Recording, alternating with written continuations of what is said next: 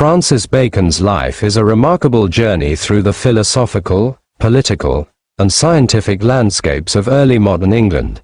Known for his revolutionary ideas, political career, and unique approach to science, Bacon's story is both fascinating and complex. Here's a comprehensive look at his life. Francis Bacon was born on January 22, 1561, in York House, a grand estate located near the Strand in London. His family was well-connected and influential, deeply embedded in the political and intellectual fabric of Elizabethan England. Bacon's father, Sir Nicholas Bacon, served as the Lord Keeper of the Great Seal, one of the highest offices in England under Queen Elizabeth I. Nicholas Bacon was known for his legal acumen and was instrumental in maintaining stability in the early years of Elizabeth's reign. Bacon's mother, Anne Cook Bacon, came from a family of scholars and was a learned woman with a remarkable command of languages, particularly Latin and Greek. She instilled in Francis a love for learning and a strict Protestant faith. Growing up in such an environment, Bacon was exposed early to political discussions, scholarly debates, and intellectual curiosity. His upbringing was intense, as both parents held high expectations for their children. From his mother, Francis received an early education grounded in classical literature, theology, and moral philosophy. This cultivated a critical and inquisitive mind that would later drive him to question the established systems of knowledge. At the age of 12, Bacon entered Trinity College, Cambridge, where he studied under the supervision of Dr. John Whitgift, who would later become the Archbishop of Canterbury. Cambridge was, at the time, one of the intellectual centers of England, steeped in classical teachings and the Aristotelian methods that dominated the universities of Europe. Bacon studied alongside his older brother Anthony, but his experience there was less than fulfilling. He grew disillusioned with the rigid scholasticism that emphasized logic and metaphysics without practical application. This dissatisfaction with traditional education planted the seeds for Bacon's lifelong mission to reform knowledge. France and the beginnings of a career, 1576–1579. In 1576, at just 15 years old, Bacon accompanied Sir Amias Paulet, the English ambassador, to Paris. This journey marked his first exposure to the broader world beyond England and proved instrumental in shaping his worldview. In France, Bacon observed the intricacies of diplomacy and the courtly life that revolved around politics and power. It was a period of religious turmoil, with tensions between Catholics and Huguenots at the forefront of French politics. These conflicts gave Bacon insight into the fragility of governance and the importance of balanced rule, ideas that he would later reflect on in his writings. While he was in France, Bacon had begun to work on various philosophical ideas, dabbling in early thoughts on reforming scientific inquiry. His travels also allowed him to observe different cultures, and he encountered Renaissance humanist ideals in the arts and sciences. This time abroad would have likely stretched further, allowing Bacon to develop his ideas more fully, but tragedy struck in 1579 when his father died unexpectedly. With Sir Nicholas Bacon's death, Francis was left with only a modest inheritance, insufficient to support him as a gentleman in Elizabethan England. Forced to return home, Bacon confronted the reality of having to make his own way, turning his attention to a career in law. Law, Politics, and Disappointment, 1580 to 1592. After his return to England, Bacon entered Gray's Inn, one of London's esteemed inns of court, to complete his legal studies. He was called to the bar in 1582, establishing himself as a barrister with a reputation for eloquence and keen insight. His early legal career was promising, and he soon gained a reputation for his ability to argue with clarity and precision. Despite his success, Bacon harbored ambitions beyond law. He saw himself not only as a lawyer but also as a philosopher, statesman, and intellectual reformer. In 1584, Bacon entered Parliament as a Member of Parliament, MP, for the borough of Bossiney in Cornwall. Over the next several years, He represented various constituencies, gaining experience and connections within the corridors of power. During this time, Bacon came under the patronage of his mother's powerful family, particularly his uncle, Lord Burleigh, who was one of Queen Elizabeth's most trusted advisers. However, his ambitions to secure a position in the royal administration were repeatedly thwarted, partly due to his cousin Robert Cecil, who was wary of Bacon's ambition and regarded him as a potential rival. Despite these setbacks, Bacon persisted. He produced writings and speeches that showcased his vision for England's future and his belief in reform. His interest in the philosophy of science began to grow during this time. Bacon saw the limitations of traditional scholasticism and became increasingly critical of the Aristotelian approach that held sway over England's universities. Bacon sought a new method, one based on empirical observation and inductive reasoning rather than rigid adherence to past doctrines. The influence of the Earl of Essex, 1591 to 1601, Bacon's political fortunes took a turn in 1591 when he gained the patronage of Robert Devereux, the ambitious and influential Earl of Essex. Essex was a charismatic figure in Elizabethan England, known for his military campaigns and charm at court. He became a close friend and supporter of Bacon, providing him with financial support and advocating for his advancement. With Essex's backing, Bacon hoped to gain a more prominent position in the Queen's court. In 1593, Bacon further established his reputation as a skilled orator and legal mind when he argued against a government proposal for an increased subsidy to fund military ventures. His position was controversial, as it went against the Queen's wishes, yet it earned him respect as a man of principle. However, this move also earned him the disfavor of Elizabeth, setting back his career. Despite Essex's influence, Bacon's hopes of a substantial court position under Elizabeth never materialized, leading to a period of personal and professional frustration. As their relationship deepened, Bacon found himself increasingly entangled in Essex's affairs. The Earl's influence over the Queen began to wane in the late 1590s, partly due to his failed military campaign in Ireland.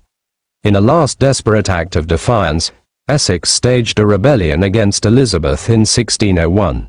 Bacon, bound by duty and loyalty to the crown, served as one of the prosecutors against his former friend in the trial that led to Essex's execution.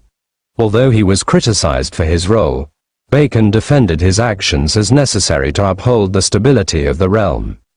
Rise to Power and the Jacobean Court, 1603 to 1618.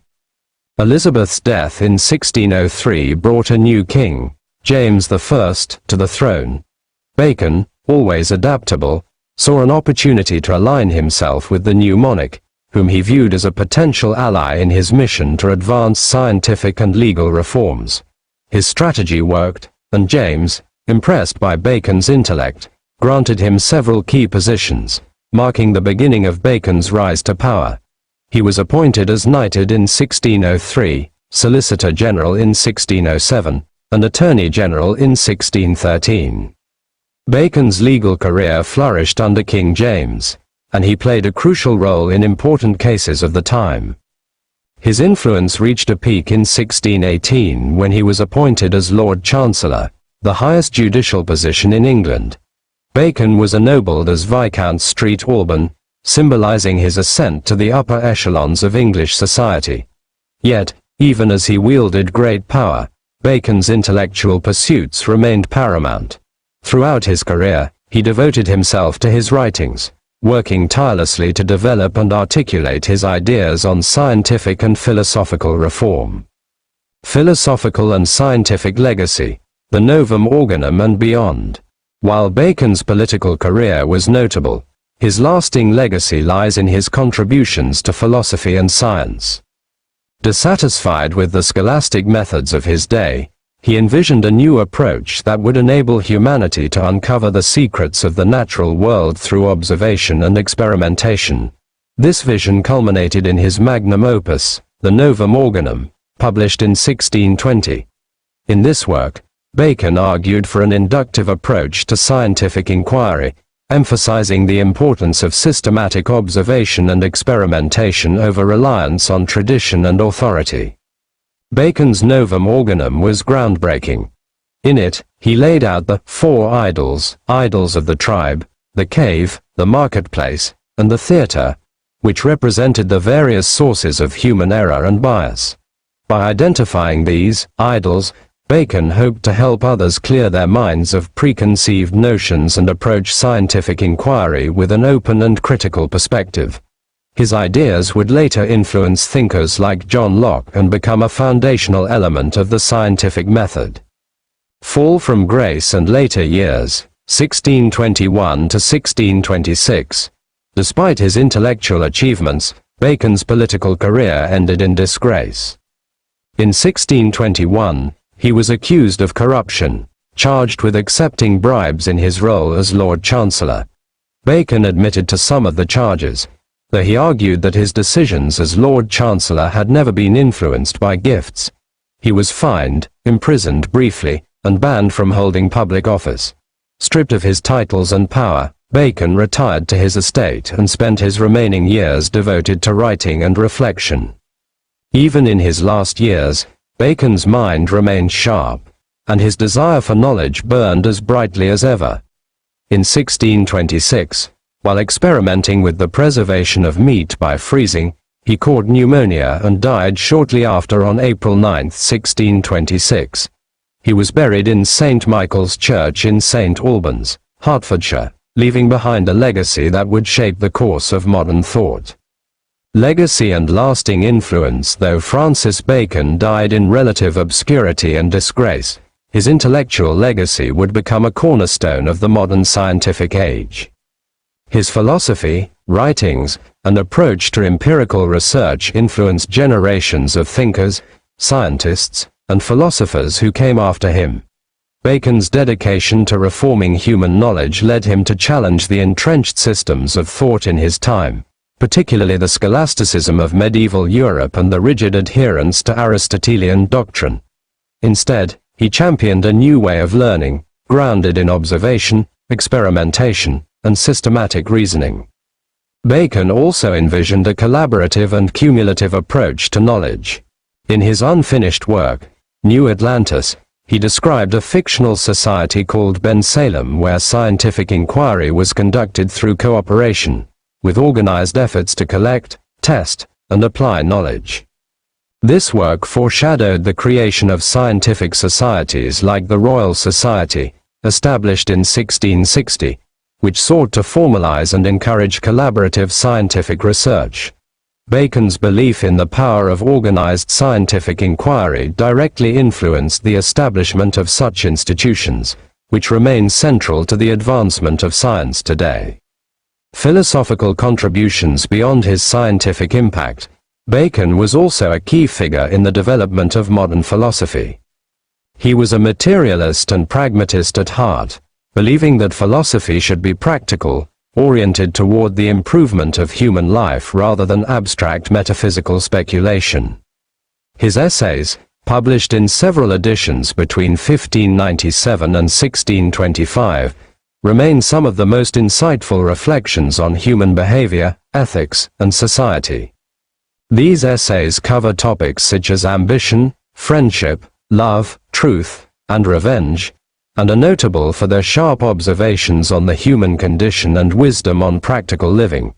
They have been valued for their plain-speaking style, brevity, and wit, making Bacon's insights accessible to a wide audience and establishing his reputation as a master of English prose.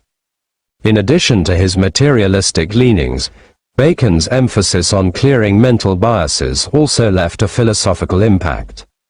His idea of the four idols, the idols of the tribe, the cave, the marketplace, and the theatre, highlighted the cognitive distortions that prevent humans from seeing the truth clearly. This critique of human reasoning anticipated later developments in psychology and epistemology, particularly the focus on identifying and mitigating bias in the pursuit of knowledge. Bacon's identification of these obstacles to clear thinking underscored his belief that knowledge could only advance through self-awareness and rigorous questioning. The paradox of Bacon's life. Despite his towering intellect and legacy as the father of empiricism, Bacon's life was marked by a series of paradoxes. He was a visionary philosopher who sought truth yet was often embroiled in the political machinations of his time, which led to his eventual downfall. His intense loyalty to the crown, his willingness to prosecute his former benefactor, the Earl of Essex, and his acceptance of bribes during his tenure as Lord Chancellor, paint a complex picture of a man who balanced idealism with pragmatism, sometimes at great personal cost.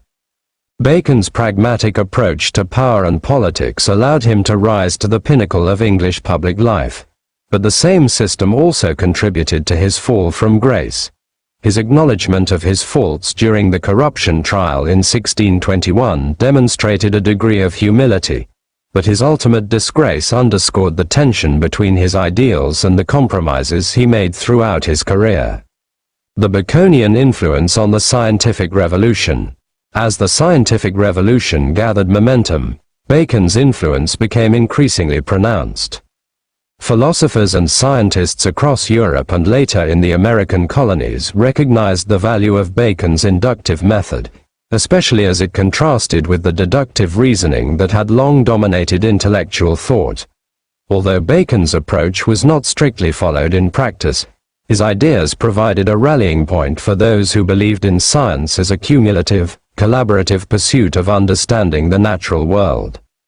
The Royal Society of London, founded decades after Bacon's death, was heavily inspired by his vision. The Society's motto, nullus in verba, take nobody's word for it, echoed Bacon's insistence on direct observation and experimentation. The Royal Society's members, including Boyle, Hooke, and Newton, embodied Baconian ideals by seeking to expand knowledge through careful experimentation and systematic documentation of findings, fostering a scientific culture that valued skepticism, openness to new ideas, and a methodical approach. Bacon's cultural and literary impact beyond science and philosophy. Bacon's writing left a lasting mark on English literature. His prose, marked by clarity and a direct, aphoristic style, was groundbreaking for its time. Bacon's essays became a model for the essay as a form of reflective, personal writing that explored the complexities of human experience. His observations on ambition, friendship, truth, and other aspects of life offered deep insight and wit that resonated across generations. The essay form, which Bacon helped popularize, would go on to become a staple of English literature, influencing writers like Samuel Johnson, Ralph Waldo Emerson, and later essayists and thinkers. Conclusion. The visionary's legacy. Francis Bacon lived in an age of dramatic change, an era when the medieval worldview was being replaced by a new understanding of the world. Though his life was filled with personal and professional contradictions, his ideas transcended his time and had a profound impact on the generations that followed. He envisioned a world in which human knowledge was not only cumulative, but also deeply practical, a tool to improve the lives of all people. Bacon's philosophy and writings encouraged a shift away from rigid authority and toward an open, exploratory approach to learning. In the centuries since his death, Bacon's vision has largely come to fruition. The scientific method, the institutions of collaborative research, and the philosophical emphasis on empirical knowledge all bear the stamp of Bacon's influence. His work serves as a reminder that the pursuit of knowledge is a noble endeavor that must balance curiosity with integrity, skepticism with open-mindedness, and ambition with humility. Now you know who was he. If you truly respect and like him, just hit the like button, and also if you love this type of real history, just click the subscribe button. Now let's take a leave and again meet at another interesting story. Up to that time, goodbye. Have a nice day, my friend.